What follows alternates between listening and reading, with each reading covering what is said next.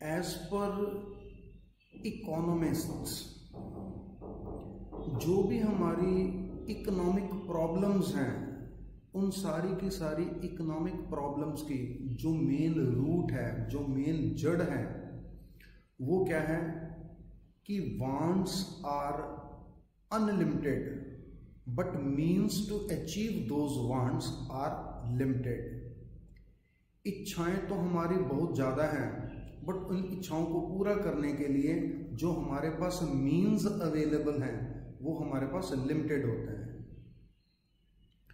उन limited means को use करके हम अपने प्रॉफिट्स को कैसे मैक्सिमाइज कर सकते हैं, ऐसे कि हमें सजेशंस चाहिए होते हैं, गाइडलाइंस चाहिए होती हैं। ऐसे की गाइडलाइंस हमें मैनेजमेंट अकाउंटिंग या cost and management accounting provide करती है। यहां पर इस क्वेश्चन में उसने बताया कि एक कन्फेक्शनर है, markets 3 products all of which requires sugar. एक कन्फेक्शनर आज की डेट में 3 प्रोडक्ट्स मैन्युफैक्चर कर रहा है। वो कौन कौन से प्रोडक्ट हैं? X, Y and Z। इन तीनों प्रोडक्ट्स की प्रोडक्शन के लिए एक कॉमन रॉ मटेरियल है, दैट इज शुगर। वो इन तीनों के लिए शुगर को यूज करता है। X की प्रोडक्शन के लिए उसने 500 किलो शुगर यूज की, Y की प्रोडक्शन के लिए 800 किलो, Z की प्रोडक्शन के लिए 240 किलो उसने शुगर कंज्यूम की या कर रहा था in the past.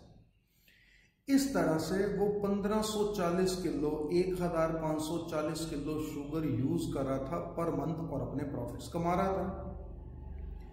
Due to government restrictions, his sugar quota has been reduced to 1405 kgs per month. अब उसको प्रॉब्लम क्या आ गई कि गवर्नमेंट ने जो शुगर का कोटा जो इसके लिए अवेलेबल है उसको रिड्यूस कर दिया।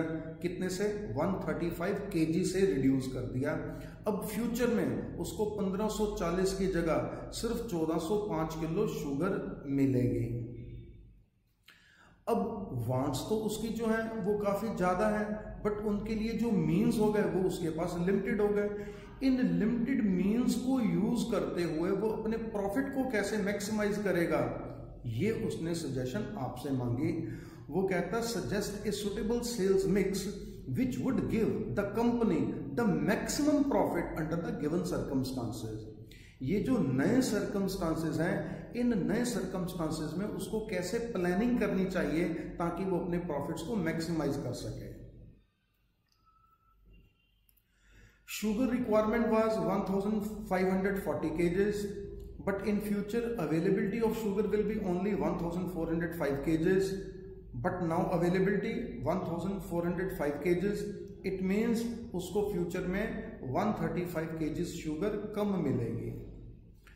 अगर उसको शुगर कम मिलेगी तो उसको क्या करना पड़ेगा, अपने ये जो तीनों प्रोडक्ट्स हैं इसमें से किसी ना किसी प्रोडक्ट की प्रोडक्शन को रिड्यूस करना पड़ेगा क्योंकि रॉ मटेरियल पूरा अवेलेबल नहीं है, तो किसी ना किसी प्रोडक्ट की प्रोडक्शन को तो कम करना ही पड़ेगा।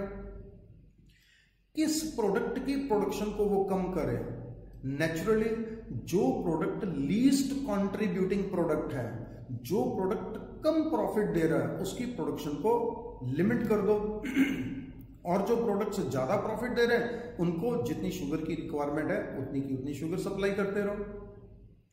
तो ये डिसीजन लेना हमने कि इन तीनों में से कौन सा प्रोडक्ट ऐसा है जिसका कंट्रीब्यूशन कम है ताकि हम उसकी प्रोडक्शन को कम कर सकें।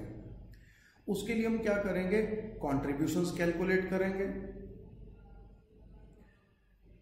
तो 3 प्रोडक्ट्स XYZ, उनकी सेल्स हमें बताई हैं 10,000, 12,000 एंड 8,000। ये सेल्स हमने यहां पर लिख दी 10,000, 12,000 एंड 8,000।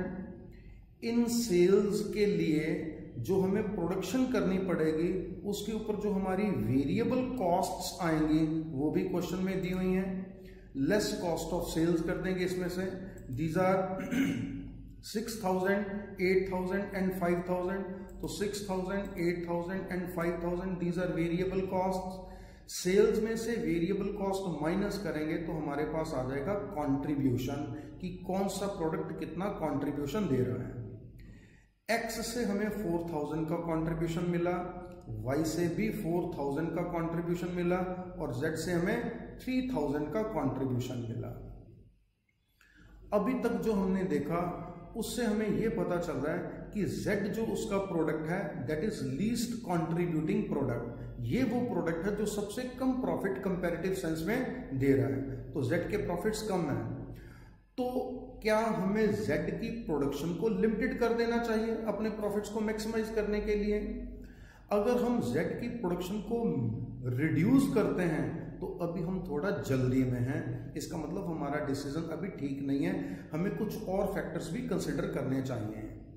वो फैक्टर्स कौन से हैं कि जो X से हमें 4000 का कंट्रीब्यूशन मिला, ये कंट्रीब्यूशन मिला जब हमने 500 किलो शुगर X के लिए यूज की, और Y से हमें 4000 कंट्रीब्यूशन मिला जब इसके लिए हमने 800 किलो शुगर यूज की, और Z का 3000 कंट्रीब्यूशन है जब हमने 240 किलो शुगर को Z की प्रोडक्शन के लिए यूज किया। मैं ये देखना चाहता हूं कि अगर 1 किलो मटेरियल मैं X के लिए यूज करूं तो मेरे को कितना कंट्रीब्यूशन मिलता है, वही 1 किलो X की जगह अगर Y को दे दो तब मेरे को कंट्रीब्यूशन कितना मिलता है और Z से कंट्रीब्यूशन कितना मिलता है। तो सबसे पहले हम कंट्रीब्यूशन पर केजीज कैलकुलेट कर लेते हैं। तो कितने कितने किलो मटेरियल यूज हुआ है, X के लिए 500, Y के लिए 800 और Z के लिए 240 किलो रॉ मटेरियल यूज हुआ, शुगर यूज हुई। 500 केजीज मटेरियल यूज करके 4000 का कंट्रीब्यूशन मिला, तो इसका मतलब 1 किलो के पीछे हमें 8 रुपए का कंट्रीब्यूशन मिला। Y के केस में 800 किलो शुगर यूज करके 4000 रुपए का कंट्रीब्यूशन मिला, तो यहां पर कंट्रीब्यूशन पर यूनिट या पर केजी कितना आ गया, 5 रुपए आ गया।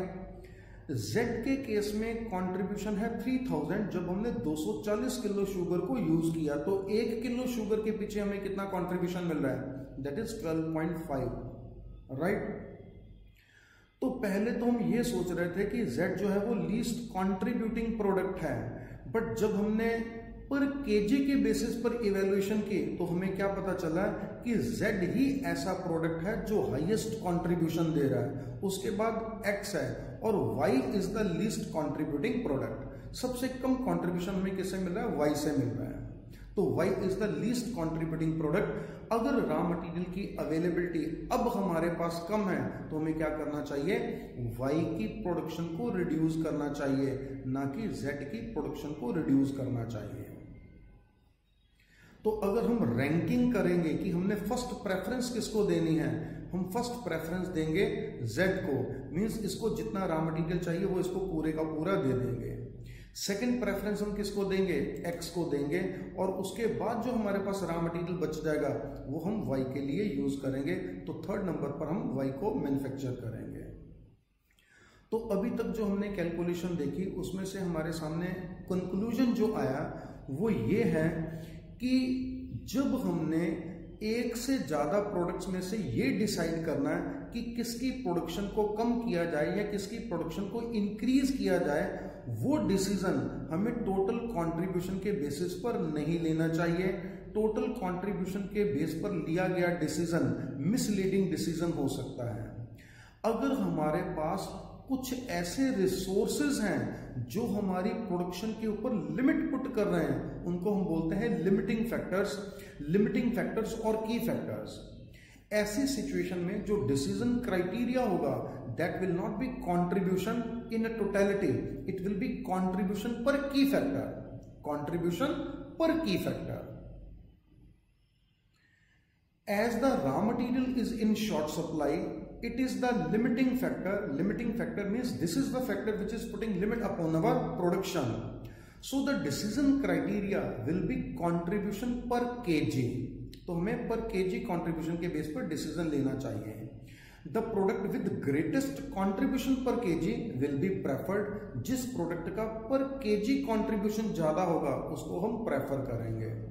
तो अभी इस डिस्कशन से हमें क्या पता चला कि अगर उसके पास फ्यूचर में 1405 केजीज शुगर अवेलेबल होगी तो इस अवेलेबल क्वांटिटी में से सबसे पहले वो क्या करे, Z की प्रोडक्शन के लिए कितनी शुगर चाहिए, 240, तो 240 किलो शुगर तो वो Z को अलॉट कर दें कि भी ये लो 240 किलो और अपना प्रोडक्ट मैन्युफैक्चर करना शुरू करो। अब भी उसके पास शुगर बच गई, अब शुगर बच गई तो सेकंड प्रायोरिटी उसने किसको देनी है, X को। X की रिक्वायरमेंट कितनी है, 500 किलो की, तो X को वो कितनी एलोकेट कर देगा, 500 KGs for the production of X। अब दोनों के लिए 740 किलो शुगर हमने यूज कर ली, जबकि अवेलेबल कितनी है, 1405 किलो, तो 665 केजीज अभी भी हमारे पास शुगर बच रही है। ये जो शुगर बच गई वो हम किसके लिए यूज कर लेंगे, Y के लिए यूज कर लेंगे। तो 665 kgs sugar will be allocated to Y। मीन्स Y पहले 800 किलो शुगर यूज कर रहा था, ये लीस्ट कंट्रीब्यूटिंग प्रोडक्ट है। अगर फ्यूचर में रॉ मटेरियल की सप्लाई कम हो गई 135 केजी से, तो हम इसको 800 की जगह उसमें से 135 माइनस करके 665 केजी शुगर एलोकेट करेंगे। इस तरह से जो अवेलेबल शुगर 1405 किलो है उसको हम ऑप्टिमली यूटिलाइज करेंगे for the purpose of maximising our profits.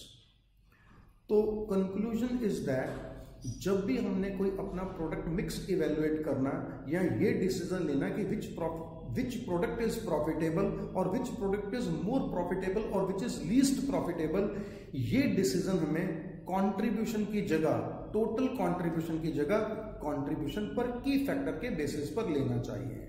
इस क्वेश्चन में raw material in short supply था तो हमने जो डिसीजन लिया वो कंट्रीब्यूशन पर केजी के बेस पर लिया, राइट। इस तरह से अपने रॉ मटेरियल को यूटिलाइज करके जो कन्फेक्शनर है वो गिवन सर्कमस्टांसेस में अपने प्रॉफिट्स को मैक्सिमाइज करने की पोजीशन में होगा। इस कॉम्बिनेशन के अलावा अगर कोई और कॉम्बिनेशन वो यूज करेगा तो उसके प्रॉफिट्स फॉल ही करेंगे।